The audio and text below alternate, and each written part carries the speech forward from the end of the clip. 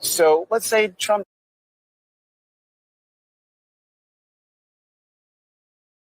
So let's say Trump doesn't run again. Convince Aunt Gloria that she should stick with you. Well, I think Aunt Gloria should take a look. I think it's a legitimate thing to be concerned about anyone's age, including mine. I think that's totally legitimate. But I think the best way to make the judgment is to watch me. Am I slowing up? Am I don't have the same pace as her? And that old joke, everybody talks about the new 70s, 50s, and all that stuff. It could be. I'm a great respecter of fate. I could get a disease tomorrow. I could, drop dead tomorrow. But in terms of my energy level, in terms of how he hasn't finished much the sentence. I'm able to do, I think people should look and say, does he still have the same passion for what he's doing? And if they think I do and I can do it, then that's fine. If they don't, then they should vote against me. Not against me. It should encourage me not to go. Wait for it. But wait for that's not how I feel. I can't even say the age I'm going to be. I can't even get it out of my mouth. I want to see what happens after that. You want to see the look of someone who is genuinely uncomfortable, and I might even say genuinely afraid. Just only look at the reporter's face right here. Only look at the reporter. The moment Joe Biden comes in for the smooch. Vote against me. Look at this. Not against me. It should look at encourage me not to go. Yeah, I'm interested. But that's not how I feel. I can't even say the age I'm going to be. I can't even get it out of my mouth. All right. It's funny, but it's not funny. It's funny, but it's not funny. You watch that. Maybe I'm not the best person to give this particular critique. The amount of sentences that are begun that are not finished. The amount of times he says, sentence fillers, things that you say while you're trying to formulate a coherent thought. It's not because I might do some of these things myself that I'm incapable of noticing them in others. Now I'm trying very hard to finish all of my sentences and to not have those things that you say to fill in space while you try to think things through. So let's say Trump doesn't run again. Convince Aunt Gloria that she should stick with you. Well, I think Aunt Gloria should take a look. I think it's a legitimate thing to be concerned. I think it's a about legitimate thing anyone's to be concerned. age, including mine. Okay. I think that's totally legitimate. Finish that sentence. But I think the best way to make the judgment is to watch me. Watch me. Am I slowing up? Am I don't have the same pace? Yes. I'm totally incoherent. And that old joke, the old joke. What's the old joke, Joe? Everybody talks about the new 70s, 50s, and all that stuff. It's not a joke. It's an expression. 50 is the new 40. 40 is the new 30. It's not a joke. It's a maxim. You have to be able to remember it. And I'm not making fun of you for not being able to remember it. We're judging based on what we see, hear, the way you talk, the way you look, the way you seem to close your eyes mid-sentence during interviews. It could be. I'm a great respecter of fate. I could. For anybody who's ever been in this position, when you spend a lot of time on the interwebs, interviews, talking to the public, every now and again, you catch yourself about 30 seconds into a statement. You have no idea what you're saying. You have no idea where you're going. And you start panicking that you need to finish this sentence in a manner that's going to be coherent and not make you look like a bumbling buffoon. This has happened to me many times. I hope I passed the test. I can see it in Joe Biden right now. He knows he's going on for too long. He doesn't know what he's saying. He doesn't know what's going on right now, and he's got to get out of the situation. And the way to do that, grab your interlocutor by the shoulders and get up in his face in a real uncomfortable manner. Get a disease tomorrow. I could, drop dead tomorrow.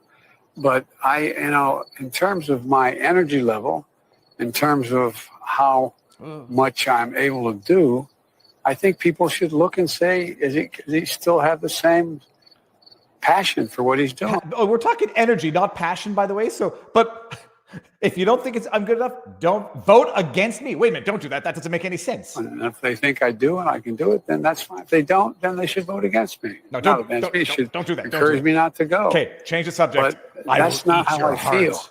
I Three. can't even say the age I'm going to be. I can't even get it out of my mouth. Oh, that's awkward for us all. People, I'm not as tan as I seem to look in the camera. The lighting is not particularly striking. How's everyone doing? 1:30 in the afternoon. Rumble's not working, somebody says. Hold on. Rumbles has to be working. 930 watching on Rumbles. No, we're good. We're good on Rumble. Because it's extremely confusing what I'm doing right now, and I'm trying to do it in a manner that doesn't let you appreciate how confused I am in my own head. We're running two separate streams right now. The Emergencies Act inquiry is ongoing all day on Viva Clips on YouTube and on Rumble in a separate stream.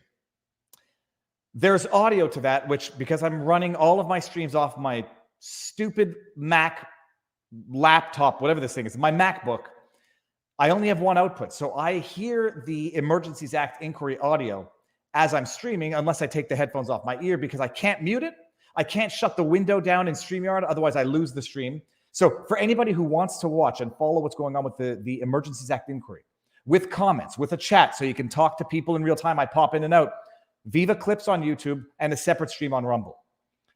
But this is today's stream, which is going to be not, I'll summarize what's going on with the Emergencies Act, more of the same crap and other stuff.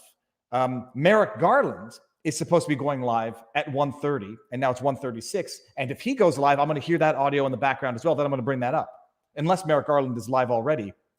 And in which case, if he is, let me know. Now my computer seems to be freezing. Okay. Deb Paoluccio Gianomi thread artistry says, here it is. As a 7-year-old, I still feel like the same person inside my mind. I think that's his dilemma. It is hard to accept you are not able to do what you once could. It's funny. Well, now I'm hearing audio. Hold on. I hear audio somewhere, and I don't know where it's coming from.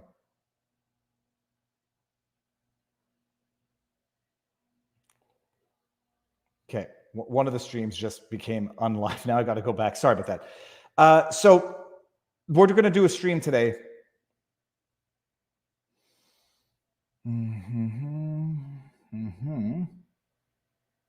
Is it here? Okay, good. This is me. Oh, Viva, speaking of energy, how do you even practice for that somersault off the swing? Don't do it. The last time I did it, I hit my head, and I think I actually concussed myself. It's an easy trick, but it's easy to screw up also if you overshoot or undershoot. Okay, so that's what's happening. Simultaneous stream on Viva Clips and on a separate stream on Rumble for the Emergencies Act inquiry for anybody who wants to watch it. Today, Merrick Garland is supposed to be going live, and I don't know if he has gone live just yet. I will see if he has. We'll see what the national emergency is. Other than that, we're going to be talking about some more fake news. Beyond fake news, journalists not doing their job, and what seems to be the absolute meltdown of all things of society. Euphemisms are being used to describe things that would otherwise shock the conscience, and euphemisms are being used in a manner so as to actually disguise what is going on so that people can rationalize to themselves what would never otherwise be rationalizable to themselves based on the euphemism that is governing public discourse.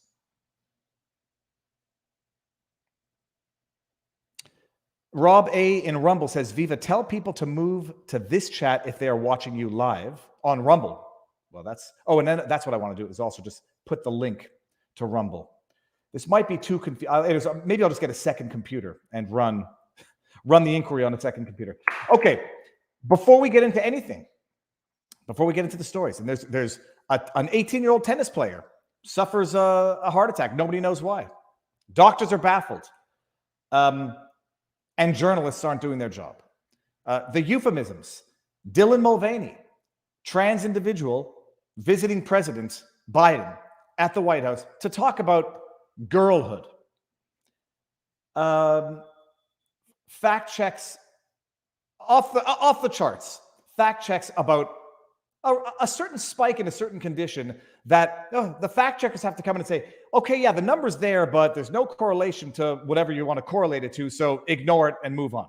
But before we do any of that, you may have noticed that this stream has a paid sponsor. It actually has two, and I'll get to both in due course. Story, we're going to do sponsor, story, sponsor, then we're moving over to Rumble. We're going to start with Home Title Lock. This is a product that I use, people. It's a product that I use that I've been verifying the necessity of with everybody that I discuss this with. It's a little known fact in America that one of the easiest forms of fraud and rampant form of fraud right now is people borrowing against the equity in other people's properties. You go to the land registry, whatever the clerk, you pull up a deed of sale, you pull up the title for a property, and you borrow money against it. You don't transfer the title of the property. You just borrow money against someone else's equity in someone else's house. It's what fraudsters are doing now. Actually, Home Title Lock sort of has a fraudster on the with the company to consult them because this fraudster engaged in this type of fraud. It's real. I called our home insurance people. They said it's real. I was fishing on the Deerfield Pier this weekend, speaking to a guy who works in construction. I asked him, it's real. Home Title Lock, what it does is it basically will notify you if anybody pulls your deed of sale in an attempt, because nobody's going to pull the deeds of sale of other people's properties for no good reason. They're going to pull it for a good reason, and it's going to be a bad reason. It notifies you if somebody tries to do that to your property. It notifies you, and it prevents anybody from borrowing against your property. $20 a month, $19.95 a month. Well worth it because people's homes typically are their biggest asset that they own, typically. If you go, by the way, and you use the promo code VIVA, HometitleLock.com, promo code VIVA, you will get a $100 value assessment that will verify the title of your property. And then on a monthly basis, you're going to get a notification and protection in the event that anybody pulls up your deed for the purposes of trying to borrow money against your house. I'm not saying it to say it. I have it. I use it. And so far, I haven't gotten a notification, which I like. So go to HometitleLock.com/Viva. Use my promo code VIVA, and you'll get a free, no obligation scan of your home title, $19.95 a month. If you need it, you know you need it. If you don't own a property, get out there, work your butts off, and get a home, build a family, and be happy. Okay, with that said, what do we want to start with? What do we want to start with? I saw a chat. We're going to start with another story that is incomprehensibly tragic. The discussion around it is incomprehensibly stifled, demonized.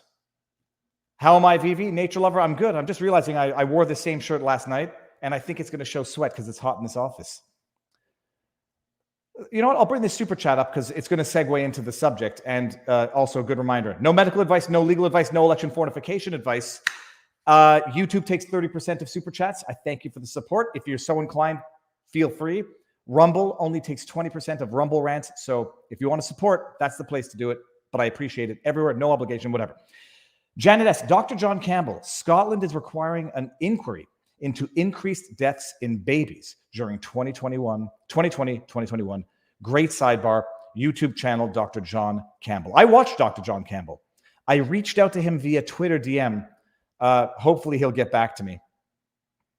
And we can make that happen because I'd love to have Dr. John Campbell on. But on the subject of just like doctors are baffled. Doctors are baffled by things we're seeing now every day of the week. And it's not because people are reporting on them more. It seems to be because they're happening more. It's happening more, but then you got the fact checkers telling you why it's not a big deal that it's happening more, or that it's happening more, but don't come to any conclusions there.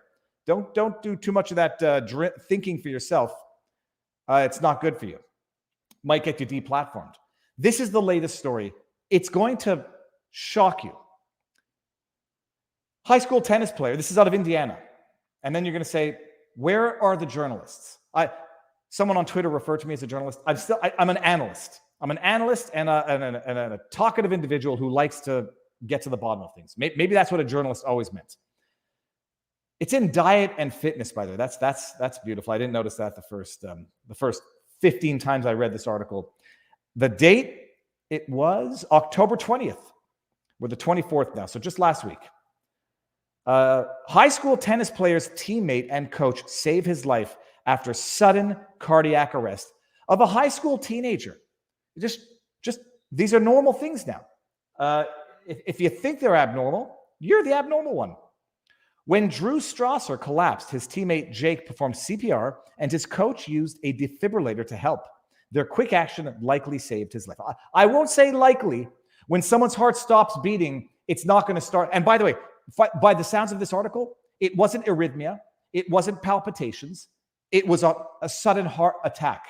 Drew Strasser, 18, had just finished his warm-up laps at tennis practice when he lurched toward the wall to brace himself before slumping down unconscious. His teammate and friend, Jake, jumped into action performing CPR while a coach, Jesse Atkinson, rushed to get an automated external defibrillator, AED, to jolt his heart.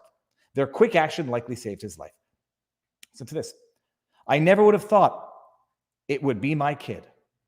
An 18-year-old kid, says his mother, Linnea Strasser, 38, of Rochester, Indiana today. His friend, his 18-year-old teammate who works as a lifeguard, luckily he handled the situation right. Nobody knows how you're going to react to a situation like that, and he did what he needed to do. And that's the kid in the hospital.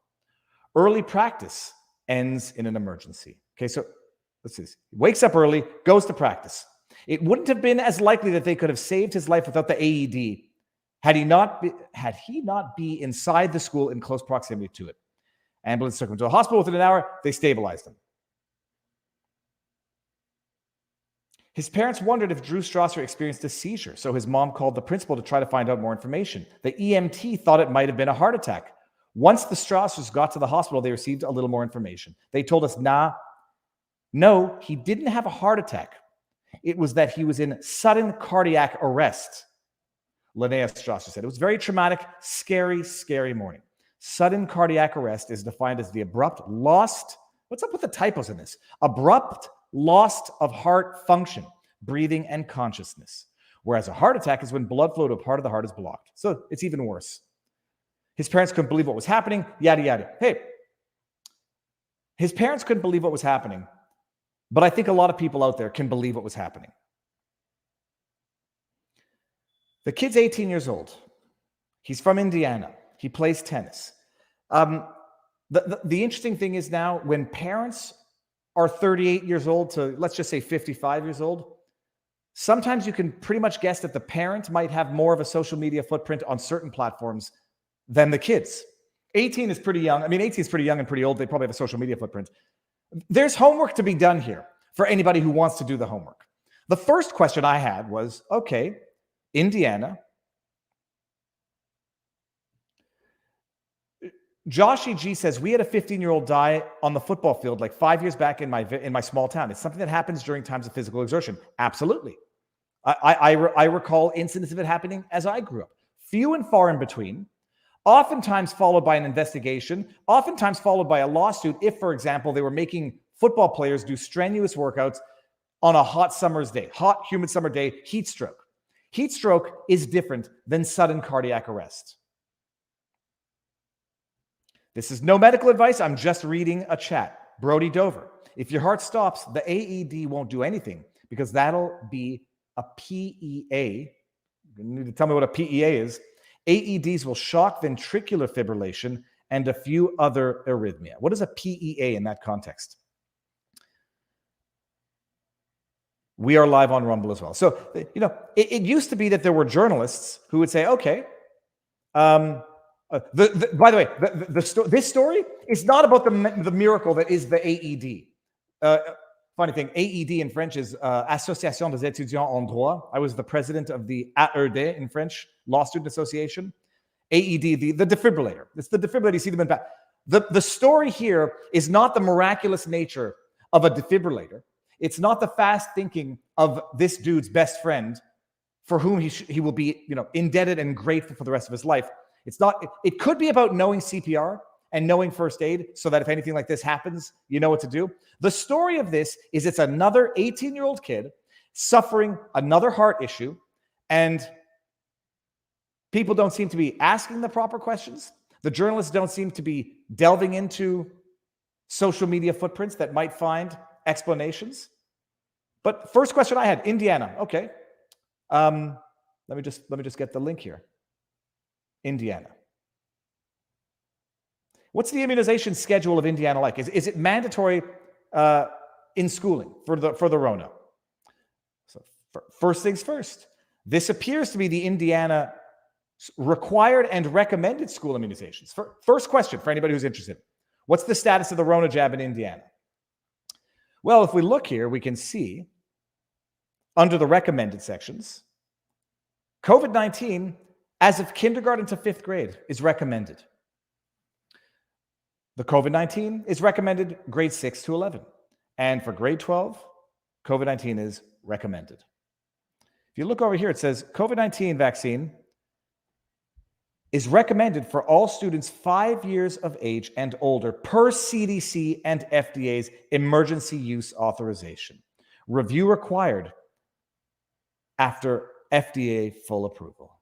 I'm sure it's going to not become recommended after FDA required. I'm sure it's not going to be required after the CDC just approved to add it to the list of routine the immunization schedule.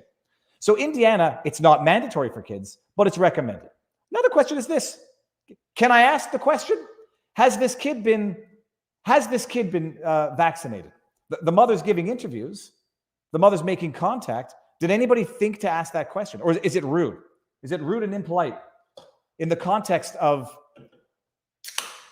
a story about an 18-year-old suffering a massive cardiac incident? It's rude to ask that question. And now I say that, and I'm being a bad boy today because I'm having a Red Bull, but I'm also going to have my greens in a second. It's rude. It's rude to ask. It's conspiratorial to ask the question. And it's not like people are reading that article not thinking it. So it's not that they're giving information that might burst people's bubbles. It might quell theories.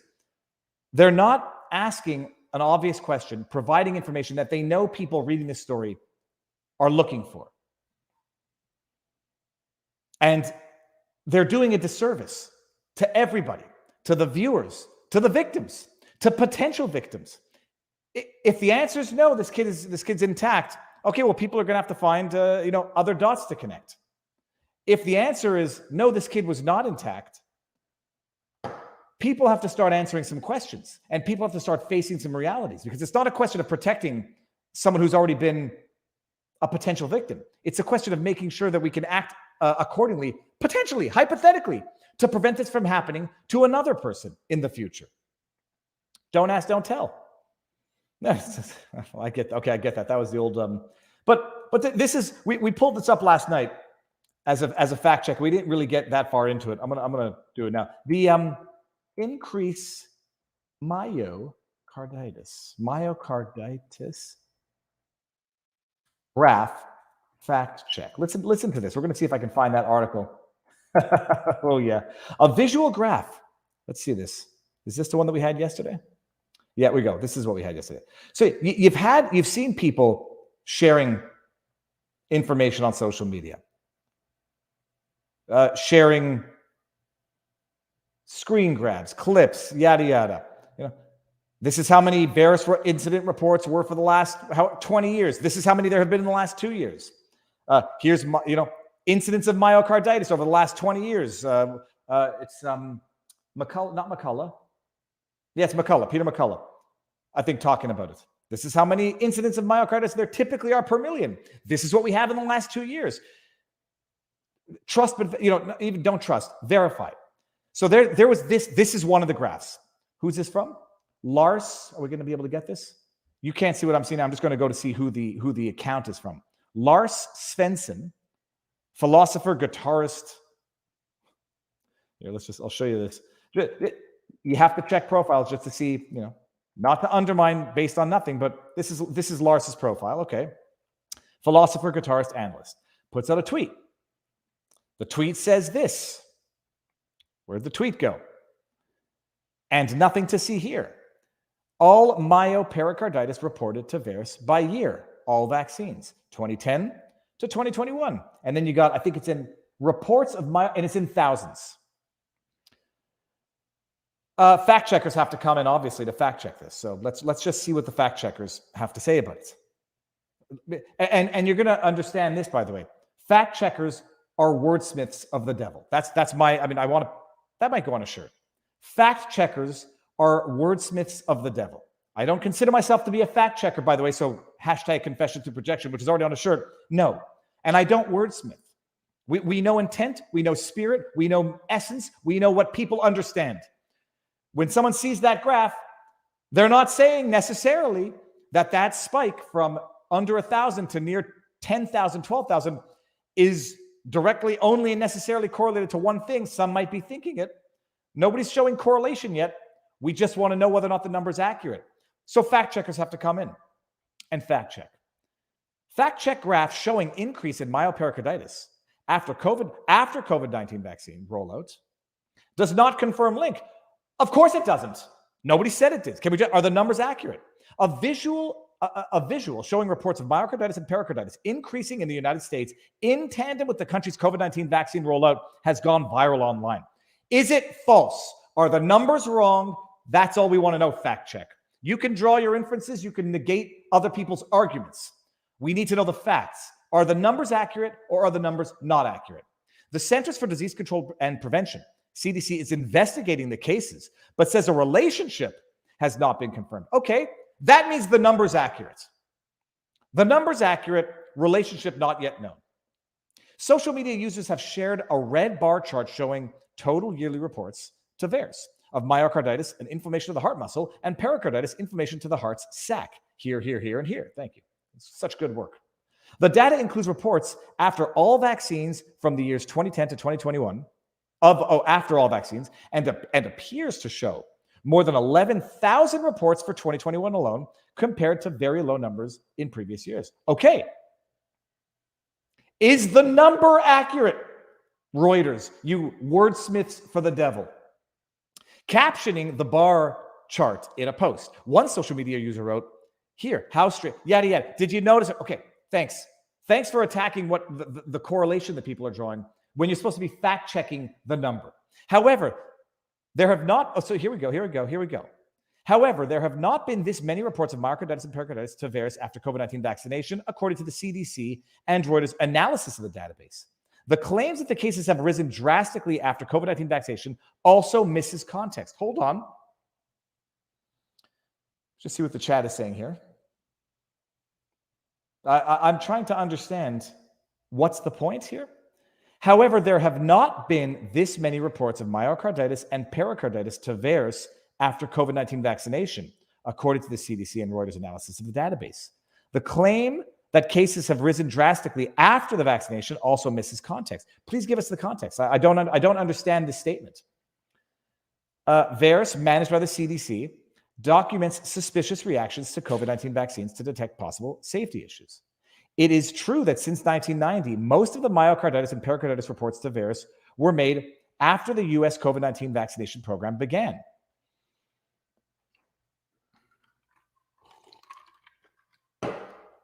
It is true that since 1990, since 1990, 90 to 2000, 2000 to 2010, 2010 to 2012, 32 years over the last 3 decades, confirmed by Reuters. Most of the myopericarditis reports were made after the COVID-19 vaccination program began. Oh, okay. So it's true that most have occurred in the last 2 years compared to the last 32 years. However, there have been far fewer than 11,000 reported for 2021 so far.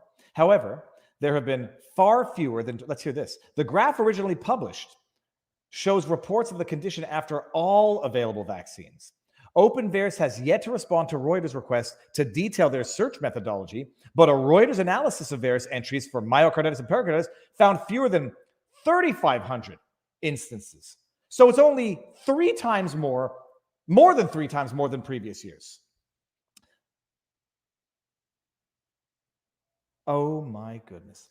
3,500 instances. The CDC confirmed to Reuters a total of 2,000 reports of myocarditis in VAERS for all vaccines so there's only 3,500 recently compared to 2,300 for all vaccines over the course of 31 years. Oh my goodness. Of those, nearly 2,000 cases concerned people aged 30 and younger who received COVID vaccinations. Oh. The CDC and FDA investigated the reports and, through interviews with medical providers and medical record reviews, confirmed 1,005 cases met the criteria. The CDC's case and definitions can be found here. Oh, okay. So they've whittled it down through definition, through hook and crook, whatever. They've whittled it down to 1,000 from one vaccine. They're confirming it. They're confirming that 1,000 cases met the criteria. Okay. Most cases were reported after vaccination with Pfizer or Moderna, particularly in male adolescents and young adults. However, a link to the vaccines has not been confirmed. Wordsmiths for the devil. I'm sorry, but I thought they just confirmed that 1,000 fit the definition, down from the 3,000 total, down from the 3,500 that they rounded it down to, and not 11,000 based on their own search criteria. Oh my goodness. Verdict. Misleading. There were 2,320 total reports of myocarditis in VAERS from October to date, according to the CDC. Reports of myocarditis have increased since the rollout of the vaccines, with 1,000 cases confirmed. But a link to the shots has not been established. So it's true, but not as true as the tweets say. True, but not as true. Missing context. Yeah, it's missing context. It's missing cover your butt context is what that is. That's the Reuters fact check. And someone's going to tell me that they are not the wordsmiths of the devil in real time. It's not 11,000 because we're just going to go ahead and use our own search terms, which we're not going to disclose to you. Trust us. The inquiry is starting back up. So I'm going to put these over here. You're just going to have to trust us. It's we've used our search terms. We've whittled it down by a quarter. And from there, we've whittled it down a further. But yeah, and it's still up, by the way. It's still up a lot.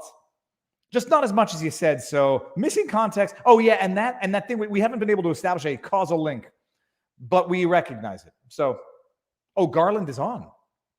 Well, hold on 1 second. Let me see if I can get Garland. I thought I had that in the backdrop. Statements from HH. No, that's not it. Live Merrick Garland. Let me see here. Live. Hit the live button. Oh, Merrick Garland's on here. Let me see here. Let's see if I can listen to two things at one time.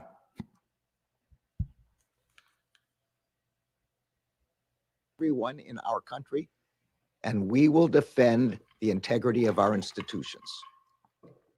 Before I turn the podium over to Deputy Attorney General Monaco, I want to recognize the FBI, the National Security Division, and the U.S. Attorney's offices for their extraordinary work on these cases.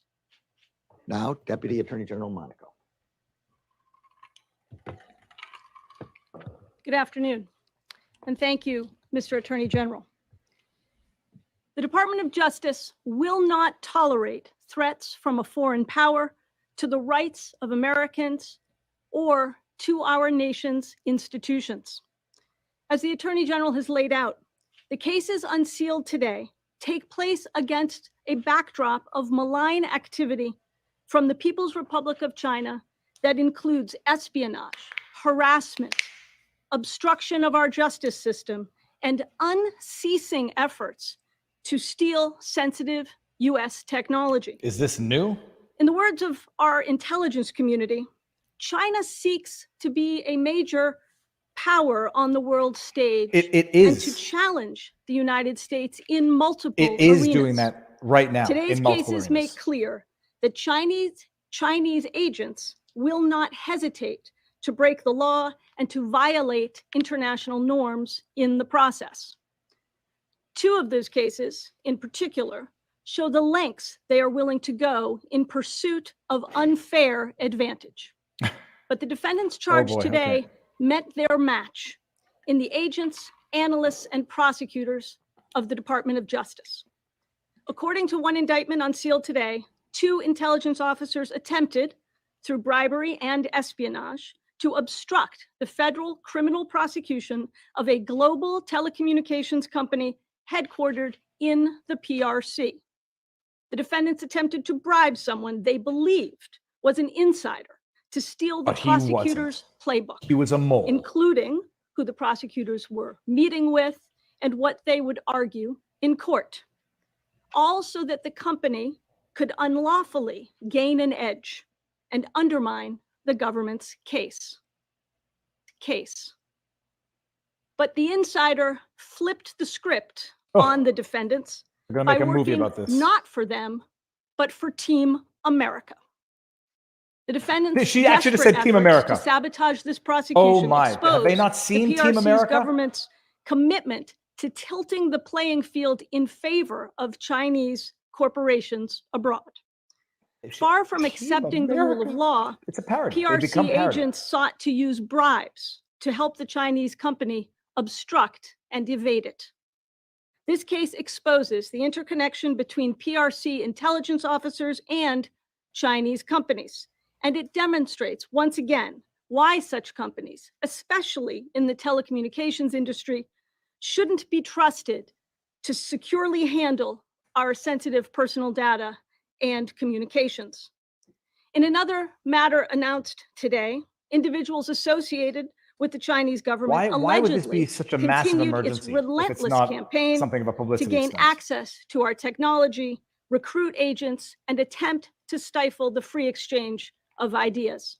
According to the indictment, over Let's a hear it. 10-year period, Mhm. the defendants and others used a fake think tank to try to recruit a former federal law enforcement and state homeland security official and others through a variety of means, including with all expense paid trips to China.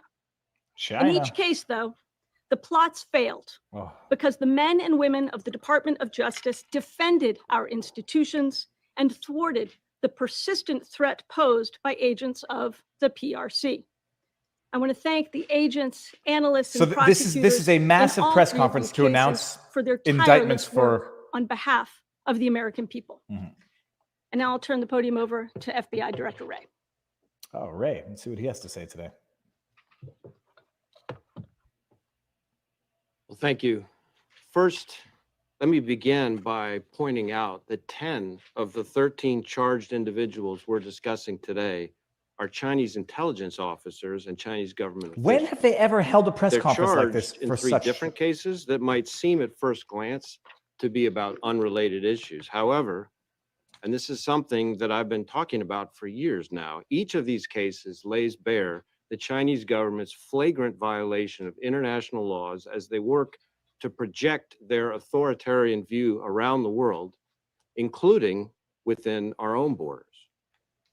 In all 3 of these cases, and frankly, in thousands of others, we've found the Chinese government threatening established democratic norms and the rule of law as they work to undermine U.S. economic security and fundamental human rights, including those of Americans.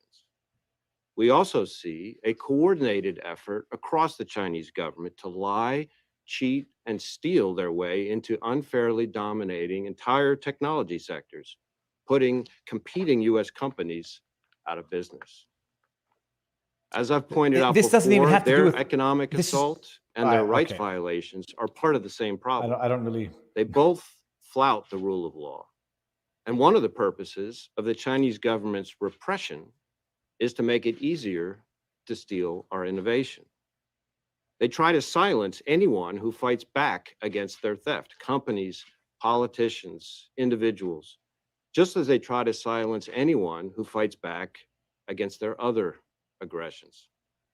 And in our cases today, we've got yet another example, their attempted obstruction of an independent judicial process to give underhanded help to one of their companies accused of breaking our intellectual property laws and deny justice to that company's victims.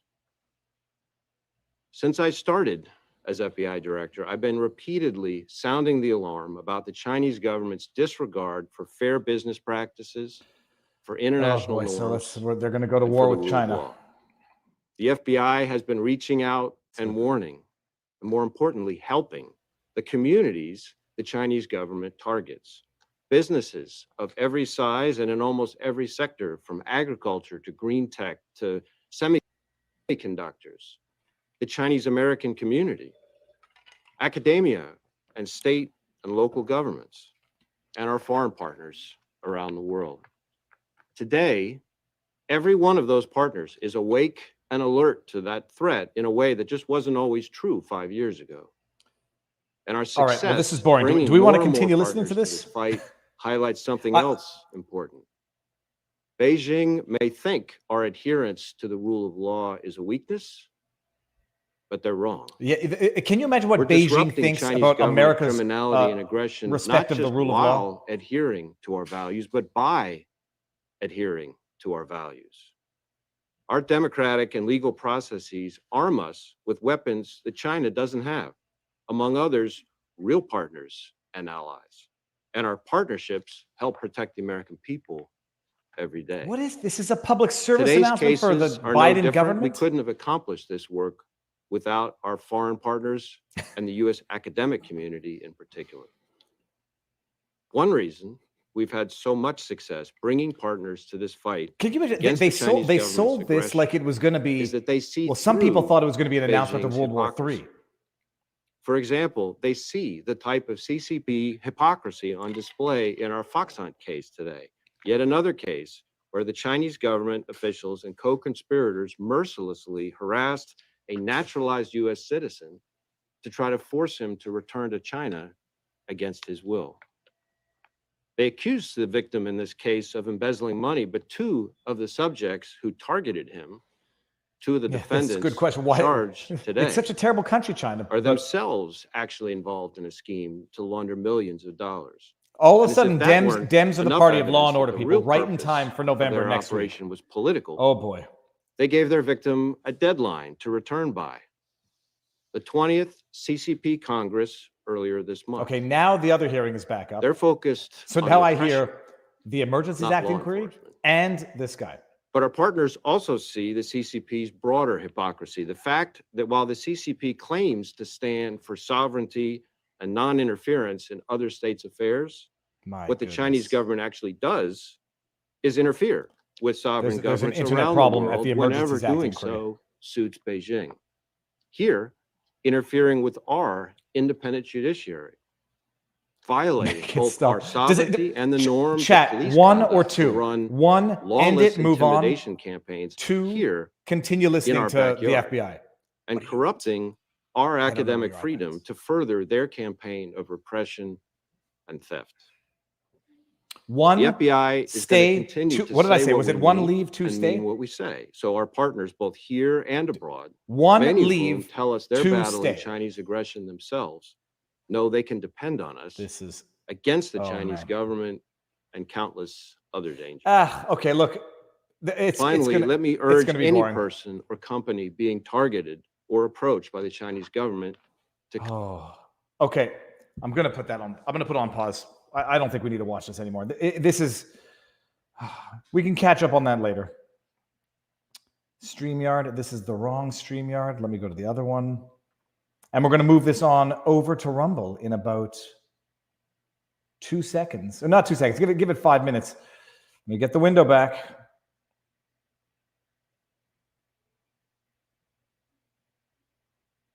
This one, not okay. Sorry, guys. I need to find the window in the background here. All right, there we go. Yeah, so we'll take it off. We'll take it off. Excruciatingly painful to listen to. I concur. Whoever in the chat said that I was using an old face mask thingy thing, you were right. Oh God. Okay. Put these over here. We're gonna not even use them. I'll get this back on. All right. They're having internet issues, by the way, in the Canadian hearings. Do a poll, Viva. Forget it. It's too late. We'll live with it. You can go watch. We can go watch that later. Set up the link, please. The link to Rumble is what you mean? Here, I'll get the link, and we're going to move over in a second. Another chat said they've lost faith in medicine. It's just, how many people have lost faith in medicine as a result of what's been going on?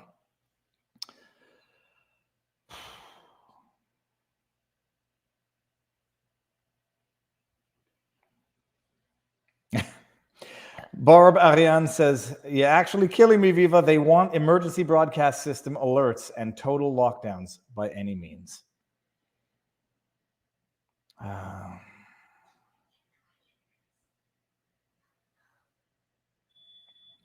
All right, well, before we go on over, because Biden is going to be the second half of this stream, go on over to Rumble. But before we go on over to Rumble, second sponsor of today's video, by the way, another product that I actually use. It's not something that I don't use. I spent a half an hour on the phone with the doctor behind the company, Field of Greens. Everybody's supposed to eat 5-6 servings of vegetables a day. Most people don't. Most people don't get the power-packed nutrients that come in vegetables, fruits, etc. Field of Greens is not a supplement. It's not, an extract. It's powdered, desiccated greens. Gets all the powerful antioxidants, nutrients of vegetables in them. 1 scoop is 1 serving of vegetables. So if you're not particularly healthy, you can be slightly more healthy, although everyone should be healthy, exercise, eat their greens. But when you can't, and even when you can, desiccated greens, it's like beef jerky, but of the vegetable nature. It's a food. It's not a supplement. It's not an extract. USDA organic approved, made in America, and it doesn't taste bad. It looks like swamp water when you make it, by and large, because it sort of is swamp water with all of the nutrients, antioxidants, all the good stuff that vegetables and fruits have. It tastes good. It goes down easy, and it's a good thing to do. It's healthier than having a soft drink, which I should not be doing.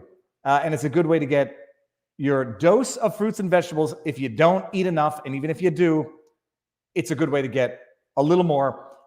Goes down smooth, tastes sweet, tastes delicious, and you wouldn't even know what you were drinking except for what it looked like. Fieldofgreens.com, the promo code, you get 15% off your first order if you use promo code VIVA, and 10% off a subscription if you do it. And it is actually good. It's actually good. Feels like you're doing something good. It's a better habit than a Red Bull. And I should probably practice what I preach more often than not. Okay. Now, everybody, Joe Biden, stop with the swamp water equation. Well, when you stir it together, you're going to know what I mean. It's a dark green. It's not water soluble, which means it's like you're mixing actual fruits and vegetables of a powdered nature into water, but it goes down easy and it's good and it's healthy. Hot greens are good. Fresh vegetables are good. Vita Vegemine. And yet, don't mix it with vodka, people. Do not mix it with vodka. That's a strong warning not to.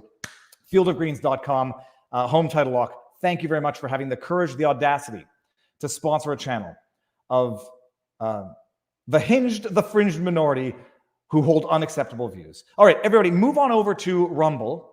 We're going to do this now because we're going to carry on the discussion over on Rumble, and it's going to get...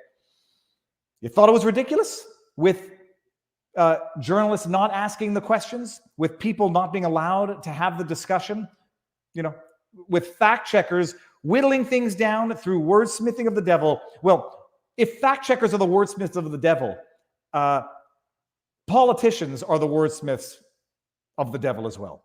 You go from wordsmithing through fact checks to crafting debate and actually controlling thought through the terms that are used in discussion. And we're going to see how what we're using as euphemisms right now actually allow people to convince themselves to tolerate and, I dare say, even promote what would be unconscionable by any other name.